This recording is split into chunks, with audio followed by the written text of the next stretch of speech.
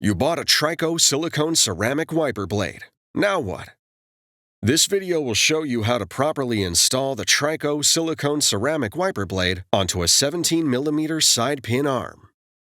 Before installation, remove the plastic protector from the blade rubber. With this arm type, it is necessary to remove the pre-attached adapter on the wiper blade and replace it as follows with adapter BC. Identify the release tabs for the pre-attached adapter. Using your index fingernails, pull both release tabs toward you. The pre-attached adapter will tilt toward you and disengage from the blade. Discard it. Locate adapter BC and position it so that the release tabs face up. Tilt adapter BC back into the cavity in the blade until it clicks in place. Both release tabs must lock onto the blade before proceeding to the next step. Hold the blade at a 90-degree angle to the end of the wiper arm and push it all the way onto the arm pin.